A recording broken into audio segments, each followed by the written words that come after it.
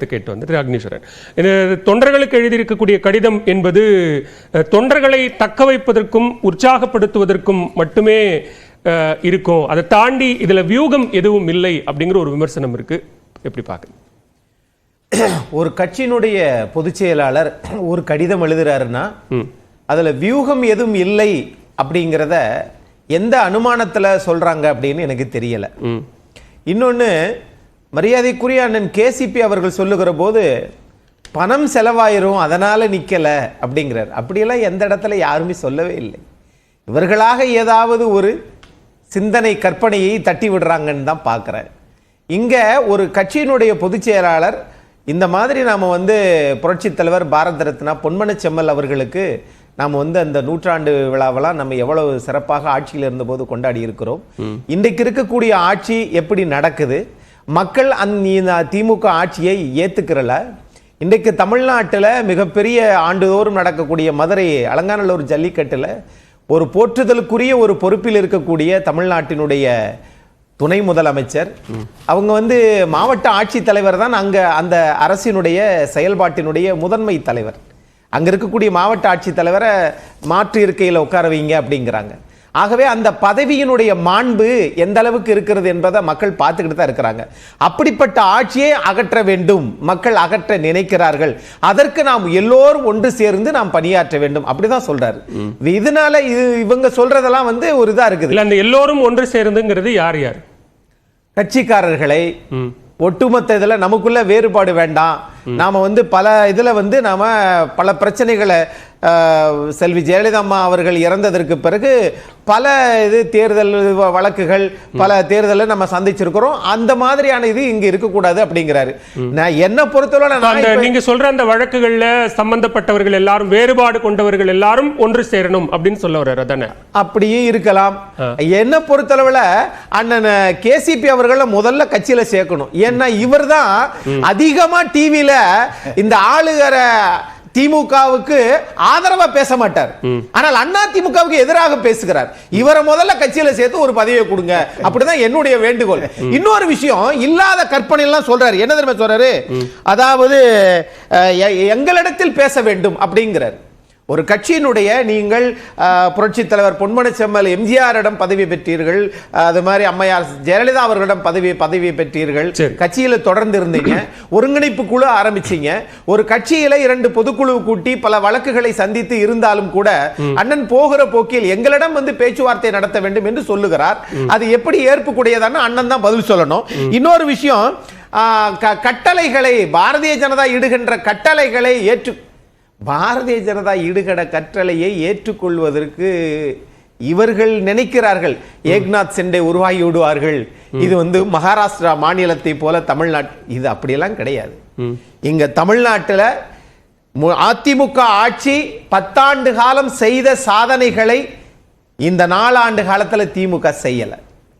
அதே மாதிரி திரு எடப்பாடி பழனிசாமி அவர்கள் அதிமுகவினுடைய பொதுச் செயலாளர் தான். ஏன்னா இவங்களுக்கு எடப்பாடி பழனிசாமினாலே கோபம் வருது. இப்ப நீங்க சொன்ன கருத்துக்கும் திரு கேசிபி சொன்ன கருத்துக்கு என்ன வித்தியாசம்? இடைத்தேர்தலில் போட்டி போட்டிருந்தா இப்ப நீங்க சொல்ற அந்த அரசு மீதான 4 ஆண்டு கால விமர்சனத்தை கொண்டு போய் மக்கள் மத்தியில சேர்த்திருக்கலாம்ல, அது நாள்தோறும் செய்தி ஆயிருக்கும்ல. திரு எடப்பாடி பழனிசாமி மாநில அரசுக்கு, ஆளும் திமுக அரசுக்கு எதிராக இப்படி எல்லாம் பேசுறாருன்ற விமர்சனம் மக்களிடம் போய் சேர்ந்திருந்தா அது அதிமுகவுக்கு ஒரு கூடுதல் பலமா இருந்திருக்கும் தானே அவர் சொல்றாரு.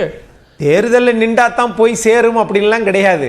அப்புறம் எப்படி நாம் தமிழர் கட்சியினுடைய தலைவர் அவர் வந்து இப்போ ஒரு வாரமா பேசிக்கிட்டு இருக்கிறாரு, அதெல்லாம் வந்து நின்று அங்க போய் நிக்க போறாரா?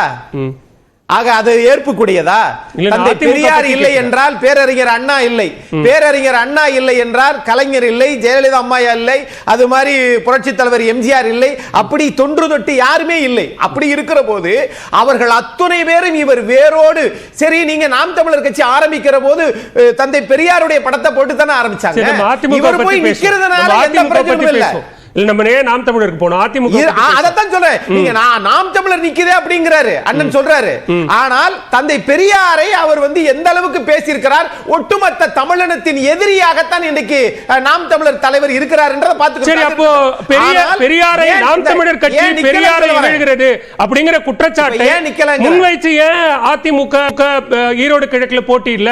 அப்ப அந்த விமர்சனத்தை சேர்த்து வைக்கிறதுக்கு ஒரு வாய்ப்பு கிடைச்சிருக்கும்ல. ஈரோடு கிழக்குல நிக்கிறதுக்கும் தந்தை பெரியாரை இது பண்றதுக்கும் அது வேற. அதை பற்றி மாண்புமிகு எதிர்க்கட்சி தலைவர் சொல்லிட்டார். அவர் பேசியது தவறு, இதெல்லாம் வன்மையா கண்டிக்கத்தக்கது அப்படின்னு. நான் இப்ப கேட்பது, நீங்கள் இத 10 கட்டளை அப்படிங்கிறது மாதிரி 10 கமாண்ட்ஸ்மென்ட் மாதிரி இன்னொரு கட்சிக்கு கட்டுப்பட்டு தான் முடிவெடுப்பதாக இருந்தால் அவர் கூட்டணியில 2024 பாராளுமன்றத்தில் நின்று பாரு, பாஜக கூட கூட்டணி இருப்பாரு. ஆகவே எல்லோரும் ஒன்றிணைந்தால் அப்படிங்கிறதுக்கு 2 இன்டர்பிரேஷன் கொடுக்கிறாரு திரு கேசிபி. ஒன்னு, கட்சியிலே இருக்கக்கூடிய மூத்த நிர்வாகிகள் நீங்க சொன்ன மாதிரி கருத்து வேறுபாடு கொண்டவர்கள் வேற பாஜகவோட கூட்டணி வைக்கணும் அப்படிங்கிற தேவையை தொடர்ந்து வற்புறுத்தக்கூடிய வலியுறுத்தக்கூடிய தலைவர்களாக இருப்பவர்கள். 2வது, வெளியில ஒருங்கிணைப்பு குழு நடத்தி கொண்டிருக்கக்கூடிய திரு கேசிபியோ ஓ பன்னீர்செல்வமோ அல்லது திருமதி சசிகலா அவர்களோ இவர்களை ஒருங்கிணைக்கிறது. அது என்ன இன்டர்பிரேஷன் சரி?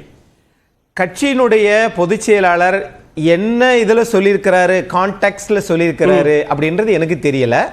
ஆனால் எல்லோரும் ஒன்றிணைய வேண்டும் அப்படிங்கிறது அவர்களுக்குள் இருக்கக்கூடிய எந்த விதமான மனக்கசப்பும் இருக்கக்கூடாது. ஏற்கனவே ஒருங்கிணைத்து தான் இருக்கிறது. எந்த மாவட்ட கழக செயலாளரும் நீங்க இவங்களோட போய் தனியா நின்று இவ்வளவு கேள்வி கேட்கக்கூடிய அண்ணன் கேசிபி அவர்கள், பொதுச் செயலாளர் எங்களிடம் பேச வேண்டும் என்று நினைக்கக்கூடிய அண்ணன் கேசிபி அவர்கள், இவர் ஈரோடு கிழக்கில் நின்றிருக்கலாமே, இவர்களுடைய பலத்தை காட்டியிருக்கலாமே. ஒருங்கிணைப்பு குழு மூலம் நீங்கள் யாரையாவது, ஏன்னா நீங்கள் இந்த அதே ஈரோட்டில் நாடாளுமன்ற உறுப்பினராக நீங்க இருந்தீங்க, உங்களுக்கு தெரியாததா? சந்து பொந்து எல்லா இடத்திலும் எந்த எது எல்லாமே தெரியும். எவ்வளவு வளர்ச்சி திட்டத்தை நீங்க கொடுத்தீங்க, அதிமுக எவ்வளவு அது பணியாற்றி இருக்குதுன்னு. ஏன் அப்படி என்றால் இங்க மீண்டும் மீண்டும் ஒருவர் குற்றம் சாட்டுவதனாலே கிடையாது. இங்க நான் கேட்பது, அவர் சொல்லக்கூடிய கருத்து எல்லோரும் ஒன்று செய்ய வேண்டும். நான் வளவளா கொலகலா என்று பேச விரும்பவில்லை. ஆனால் எல்லோரும் ஒன்று சேர வேண்டும். எதற்காக? புரட்சி தலைவருக்காக, செல்வி ஜெயலலிதா அம்மையாருக்காக, இதற்காக ஒன்று சேர வேண்டும். நம் இந்த ஆட்சியை அகற்றணும், அதுக்காக சொல்றாரு. ஓகே, முதற்கட்ட கருத்தை எடுத்து சுருக்கமா சொல்லிடுங்க. நீங்க ஏன் போட்டி இல்லைன்னு கேட்டாரு, அது மட்டும் சொல்லுங்க. 2 நாளைக்கு முன்னாடியே நான் அறிவிச்சிருக்கிறேன். எனக்கு அந்த ஏ ஃபார்ம் பி ஃபார்ம்ல மட்டும் கையெழுத்து போட்டு கொடுங்க, நான் போட்டியிடுறேன்னு சொல்லி அறிவிச்சிருக்கிறேன். 48 மணி நேரம் ஆச்சு, இது வரைக்கும் எடப்பாடி பழனிசாமி இருந்து பதில் வரல. இப்ப கூட ஒண்ணு கெட்டு போயிடல. இப்ப நைட்டு 12 மணிக்குள்ள அவரை சொல்லுங்க. நாளை காலையில நாமினேஷன் நான் ஃபைல் பண்றேன். இது ஒன்று.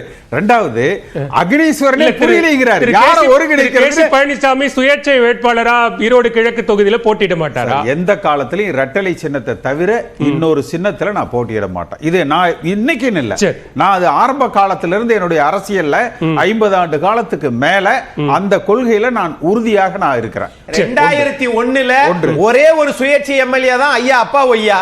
இன்னைக்கு அவர் சபாநாயகர் வரலையா? நடக்கும். பதவி ஆசை பிடிச்ச எடப்பாடி பழனிசாமி அல்ல. அப்படிலாம் நீங்க யாரையும் அப்படி சொல்லக்கூடாதுன்னு. எனக்கு பதவி ஆசை. அப்புறம் அண்ணா நெட்டால கேக்குறீங்க, வரி நீங்க குறுக்க பேசுறீங்க. அதாவது எடப்பாடி பழனிசாமியுடைய நோக்கம் அரசாங்கத்தை எப்படி போன தடவை எம்எல்ஏக்களை எல்லாம் கூட்டு வச்சு முதலமைச்சர் ஆனாரோ அந்த மாதிரி ஏதாவது களத்துல தேர்தலை சந்தித்து வெற்றி பெறுகிற அந்த வியூகம், கட்சியை பலப்படுத்துகிற வியூகம் அவர்கிட்ட இல்ல.